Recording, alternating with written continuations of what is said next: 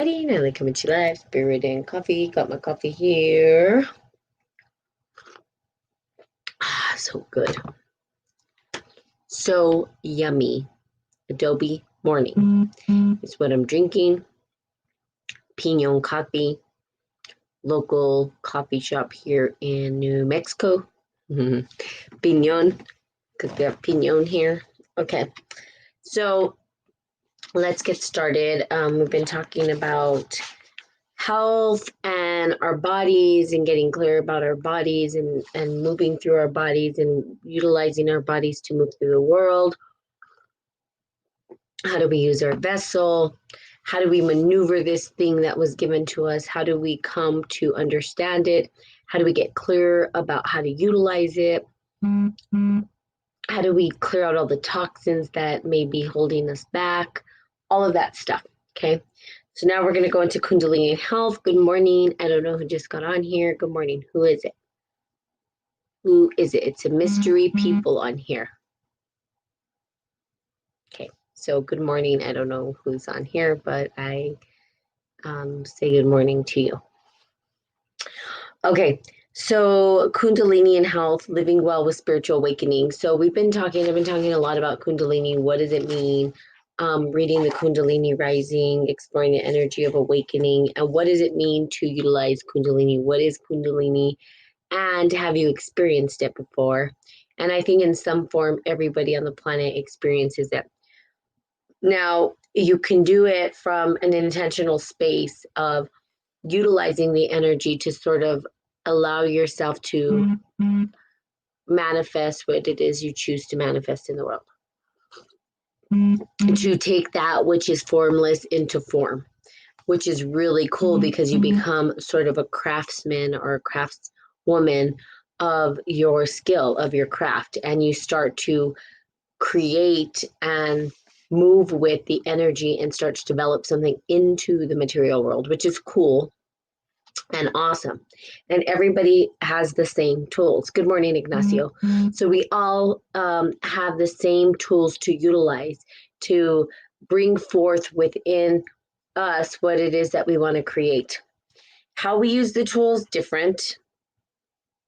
What we want to use our tools on, different. Everybody has their own unique way of wanting to engage the world the way they want to, okay? So this is something that was written by Olga and Lochakova. Okay, I don't know how to say it, so there you go. She's a professor of transpersonal psychology and director of the Humanology Center at the Institute of Transpersonal Psychology. She's a master teacher of Hridayam School of Kundalini Yoga. So she shares her experience with Kundalini, how Kundalini interfaces with physical and mental health. Having worked with neuroscientists at the Pavla Institute of Physiology in St. Petersburg, Russia, she combines the knowledge of the biology of the brain with her experience of Kundalini to detail the different possibilities of energy, opening in chakras, meridians, and knots, otherwise known as thresholds, where Kundalini energy can be stuck and cause sickness, disease, or emotional turmoil. She also advises those who experience these challenging Kundalini awakenings that are ways to work through them and experience their spiritual power in a positive way. She answers the questions such as, are certain chakras or areas of the body associated with a particular autoimmune disease or nervous system malfunctions? Can we better prepare for Kundalini through expanding our awareness of ourselves on all levels, including psychological and spiritual, which is what I was saying yesterday. The fact that our energy fields can get blocked can sort of stop our body from functioning the way it should. And typically it's because there's obstruction in the body. Obstruction comes from the things that we eat, our environment, the toxins, all that kind of stuff. And then our body creates this sort of obstruction. Well, our energy channels have obstruction too. And when that's obstructed, can it manifest out into the physical world and in our experience and how we engage in life in our bodies, how do we maintain mental, physical, emotional, spiritual health and well-being? So Kundalini is one way. Is it the only way? No, there's lots of ways. Okay. But Kundalini offers a holistic approach that allows you to connect to body and spiritual. So it takes the spiritual and the body and it sort of puts them together, which is really cool because sometimes when we look at like Western medicine, they take out the spiritual piece. That part is not at all invited into the practice because Western medicine is all scientifically based. Sometimes there's just spiritual piece and it takes out the physical piece where we need both. So it allows us to sort of marry both the physical and spiritual together, which is awesome. Because when we marry the spiritual and the physical together, the result is a feeling of total bliss and harmony. Not disease, but harmony, right? Good morning, Vinny. Okay. Okay. Kundalini has a dual nature. According to its Indian metaphysics, she is the Shakti, the manifesting power of the universe flowing from spirit into matter. In her reverse flow, which is one spiritual awakening, she flows backward to her source in spirit. Through her flow, matter and spirit manifest as opposite ends of a single continuum. This living energy in the human body connects the dual realities that the mind-born philosophies have sentenced to forever exist in different ontological orders, the realms of real and the realms of ideal. I love this. We have love marriages in India, too, in India. Yes, you do. I know that. Even arranged marriages work. Yes. Um, I lived in India for a year, so I understand the culture a little bit. Obviously, not a lot of it because I wasn't raised there, but I do understand it from your love marriages to your arranged marriages. And I have friends who have been in love marriages. Mhm. But this is not what we're talking about. Vinny, what is your religion? Are you Hindu? Are you Muslim? Are you Christian? What is it that you're Hindu? So we're talking about Kundalini yoga, Kundalini awakening, and reading this book called The Kundalini Rising and talking about how to use the energy of the Kundalini in the body, which is connected to the Ayurvedic texts, which is a Hindu practice, which I believe is probably, you don't know what Kundalini, so you never heard of Kundalini. Okay. Oh, well, you've heard of yoga. Kundalini is a type of yoga. And it came from your culture, Kundalini yoga. Good morning, Sandra. So if you haven't heard of it, you might want to ask maybe someone at the temple guru, whoever you speak to as your person who you follow. Good morning, Tim. Yes, I have Indian friends. I lived in India for a year. Okay, so through her flow, matter and spirit manifest as opposite ends of a single continuum. The living energy in the human body connects the dual realities that the mind-born philosophies have sentenced to forever exist in different ontological orders.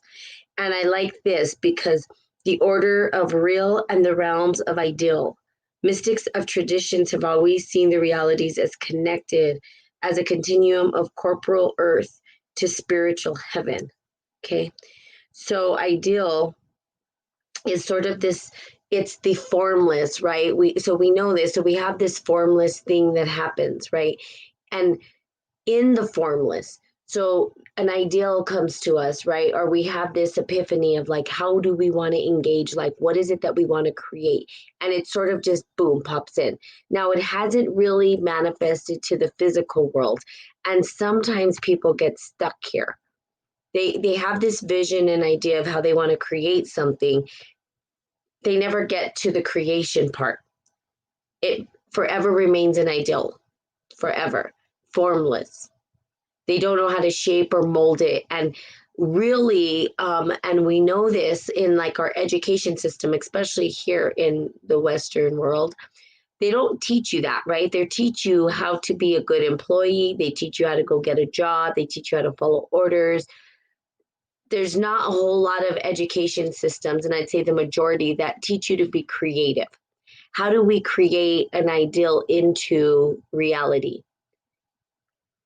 Maybe sometimes in science projects, they'll have you do something. But it's really a replication of something someone has already done. Now, I know there's nothing new under the sun, but we can sort of shape our ideas into something different. So, again, I talk about this mug on a very, very, very simple plane. This particular mug, there's not another one like it. It was crafted by an individual. He makes different ones, but not the color, the shape, the size. It's not, has not been mass reproduced. It has its own unique characteristics, perhaps its own unique flaws. Okay, some ribs in it that are not the same as the other ones that he's crafted. But he's taken the formless into form. He shaped and molded it. And we do that with our life. With what? With ideals, with things that have come into our brain, like creating your own company. Now, it might be a repurpose of something that's already existing. A coffee mug already exists, but this is his own unique twist on a coffee mug. Same with our life. How do we take that which is already there and maybe add a little tweak here and there to kind of make it our own? To know that it was something molded from us or crafted from us. Okay, so it's beautiful because we have this ability to do it, but how do we get from point A to point B to point C all the way to Z? It's a process. It doesn't just happen from A to Z. We want it to. I want it to. I've spent my whole life doing this. I don't know if Tim is still on here. He's worked with me before. By the way, I still talk to Tebow after all these years, because Lisa, his wife, is one of my best friend, which is kind of crazy. Small world, right, Tim? If you're still on here. But Tim's worked with me before. He understands that good morning, Roberto, that I am like, want things now. I'm very bossy. I'm very like, but there's a process and I'm learning to be patient to get to the end process. So it's been a challenge. It's been taking time, and that's okay. So the ideal mystic of traditions have always seen these realities as connected in a continuum of corporal earth to spiritual heaven. Through the spectrum of subtle energies, the solids of the material body flow through the tangible creation of the mind. This mind stuff continues into the domain that is completely transcendent to any materiality, into that which is transcendent to thought itself and to any meaning or form. So again, when we pull up the energy, and what this is saying is that when we pull up the energy, the earthly tangible energy up into the mind is it's this matter of stuff. It's not tangible. Okay, there's the tangibles and untangibles. When we think of an idea, we can't touch it. We could see it, but we can't really touch the idea. We can touch the mug and say, okay, we know that this has already been created. I really love coffee. I want to create my own mugs. Okay, let's just say this is an example. I could touch this mug. But the idea of me creating my own is not tangible. So how do I then create that tangible thing that I want to create utilizing my own spiritual methods or my own mind? Where do I begin? How do I even start? So I might have to take lessons or meet somebody who's been there, done that, right? And this is where we start to look at our life and sort of unfold the mandala of our life and the individuals that are a part of it. If you want to create a business and you're hanging out with people who have jobs, the advice they're gonna give you is not gonna work because they've never done it. You need someone who's been through the process that can sort of guide you through the process. Step A, B, C, D, E. What is it that you want to create in your life? And that's getting very clear about that. Once you do that, then you have to look at the people you're surrounded with, the thoughts that you have. How do I actually make this a reality? One of the realities in my life that I wanted to do was travel. I've traveled so many places. I travel so much because I love traveling. But I didn't really know how. It was a thought in my mind when I was a kid. And my family weren't big travelers. They didn't travel everywhere. And I thought, I want to travel the world, but nobody had ever been outside the country in my family. So I thought, how do I do this?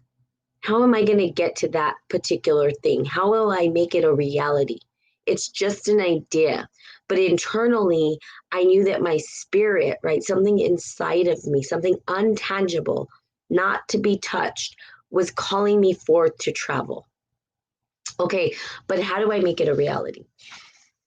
I started to hang out with people who've traveled. It's that simple, you know?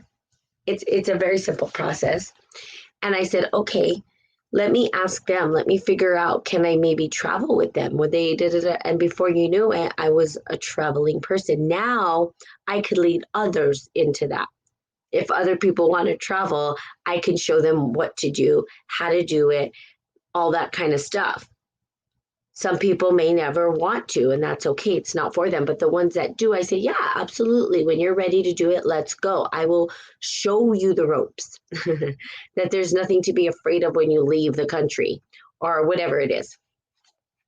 But you've got to surround yourself with people who do it, right? Because there's this intangible thing that you want to make manifest. So looking at the people that are in your surrounding area to help you to create the very thing that you choose. Now, something that I watched, and it sort of ties into this. So I watched this documentary on Steve Jobs. I don't think he's a very nice man. Okay, that's total opinion. Um, but I will say that there was a quote in the movie that was really kind of cool. And he talked about the orchestra and he talked about the players. And he said, they're the best players, but he asked, the conductor, like, well, what's your role? Like, I don't understand. You're not playing any instruments. Why do they need you? He's like, I play the players. I conduct the players. So sometimes when we're creating things, sometimes they call it farm out, or we have to subcontract out the things that we ourselves don't want to do. And that's part of it, right? So I personally am not the best at like creating websites and all this. So we'll just say for my company as an example.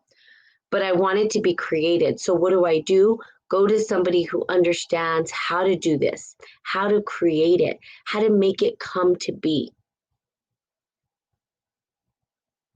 And it's a part of my creation because I'm able to then co-create with another individual. This is where we look for support and we look outward and we say, I don't need to be the expert at everything to make the dream manifest. You don't have to be the master of everything. That's not the point. Be the master of your life in understanding how to create and co-create with other individuals.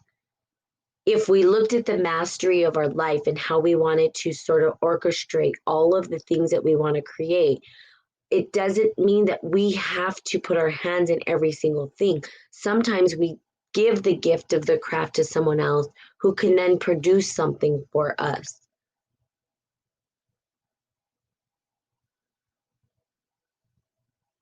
So there's different ways to approach it.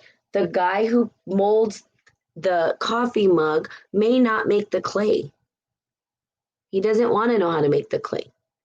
Maybe he wants to understand the process, but he's not going to make the clay. He just wants someone to make the clay and give it to him. And then he will create from the clay this beautiful piece of art. A painter may not create the canvas on which it paints. He or she paints, right? So the canvas that they're painting on is a creation of somebody else, but it supports the tools needed, necessary to make the art happen.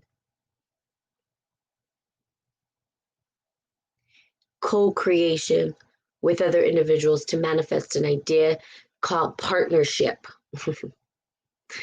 It's called partnership. We don't do it all. I don't do it all. I can't do it all. I don't know how to do it all. I'll never know everything. There's no possible way. Okay. I know about this much in the scheme of everything, which is not much. But other people have skills and ideas, and they know how to bring the ideal to life, which is beautiful. Okay. So this mind stuff continues into the domain that is completely transcendent to any materiality, into which transcendent is transcendent to thought itself and to any meaning of form, and which possesses only the suchness of existence, sentencing or eternal fullness in the now. This is the path of the return to the self, the path of Kundalini. It always contains a paradox of immortal spirit, unveiling itself moment by moment in the density and the darkness of the perishable, finite, limited human body.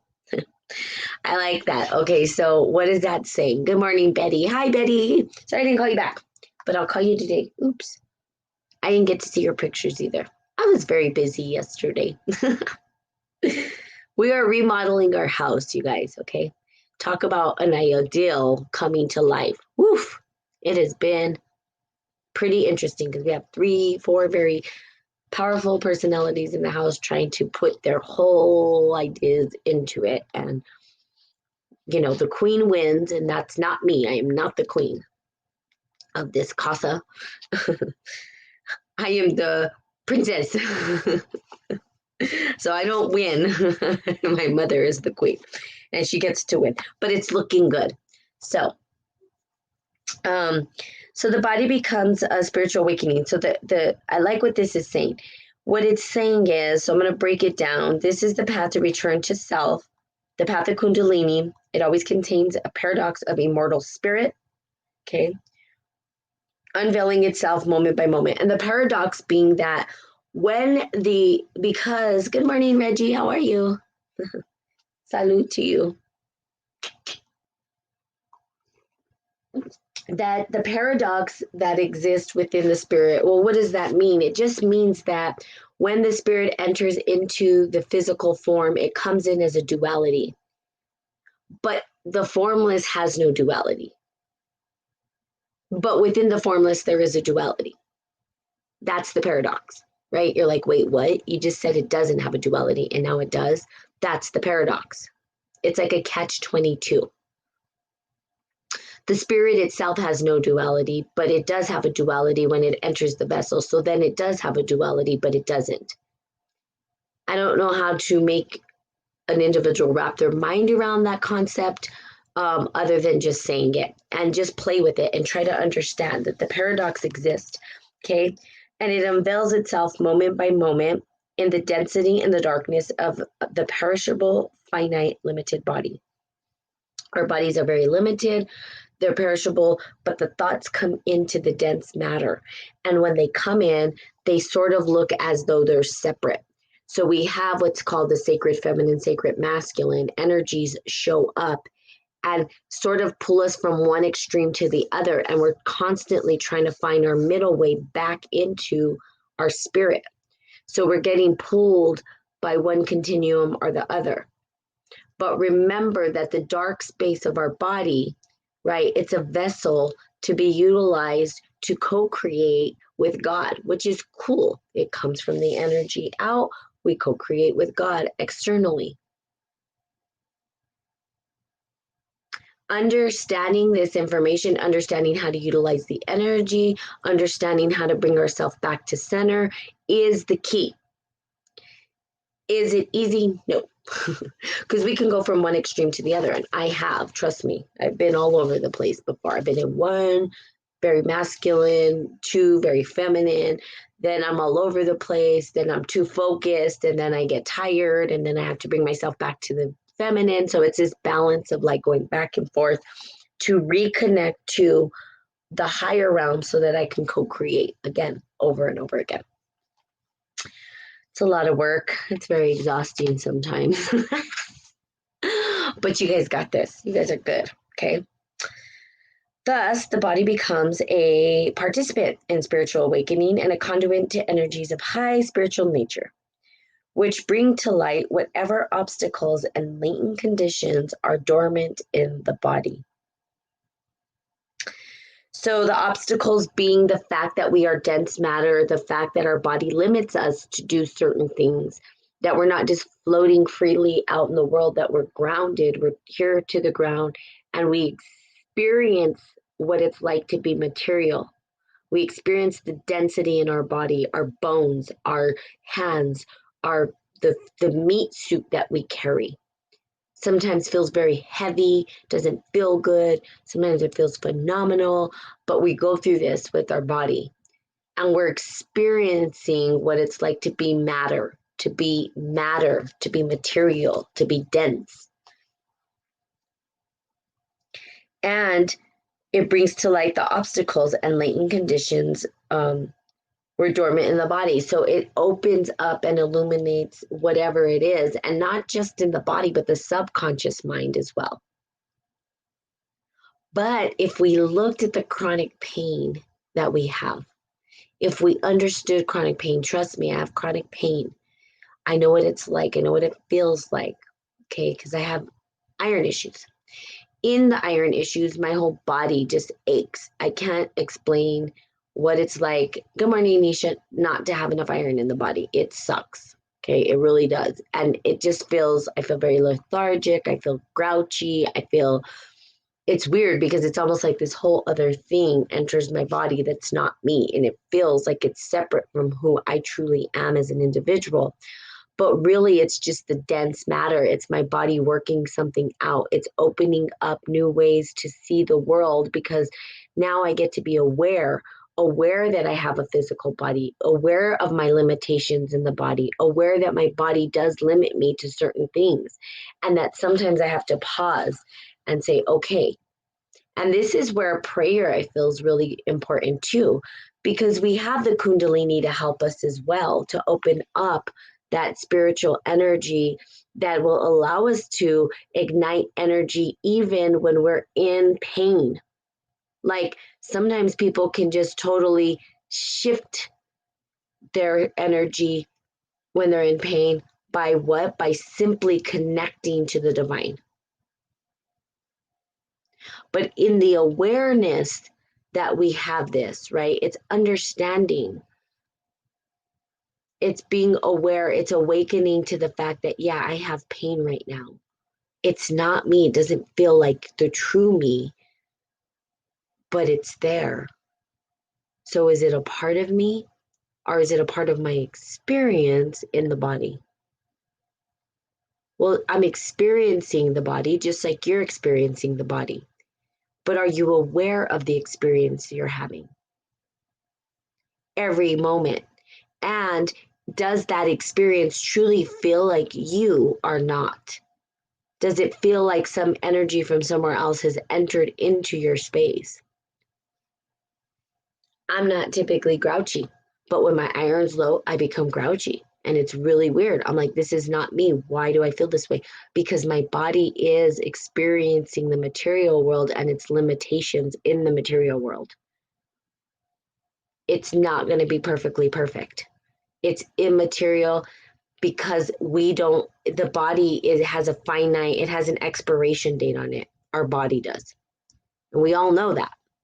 That's the one thing that's for certain. Okay, every single person's body will expire eventually.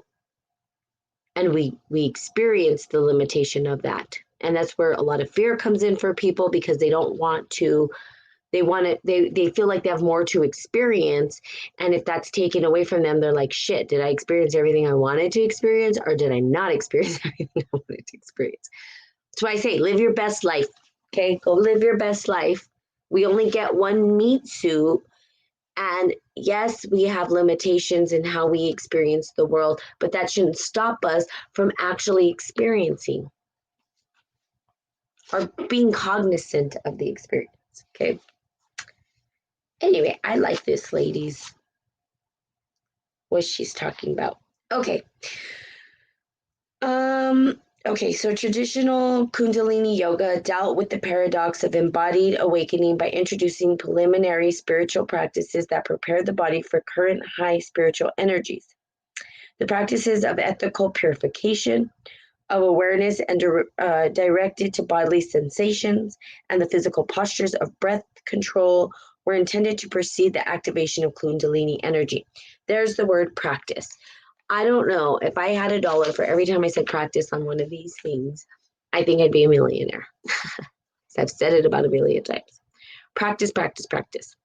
Practice is the biggest thing that we can do in order to help us through the process of reconnecting to our spiritual body. Once we learn to do that, then we can synergize the two. We can connect. Right now, they are connected, but they feel disconnected because there's obstruction in our energy fields as they move up through the body. There's some obstruction. It's not that it's not there. It's that we can't feel it. We can't touch it because it's almost like a clogged pipe. It's like, we'll just say the reverse. We'll say that the clogged pipe is going in reverse, which is weird. Kind of water coming out. That's, I guess, the best way. We have a water kind of trying to get through. We know that the faucet, it exists. The faucet is there for the water to come out. But the water can't reach its endpoint because it's clogged. And so there's no flow. So there's a process to unclog the pipes, right? Like, I don't know, you snake it or you put Drano or whatever you do in order to unclog the pipes so that the water can then reach its endpoint and flow fluidly. Okay. Allowing that to go through. So once we have cleared the obstruction in our energy field, now we have sort of connected the two.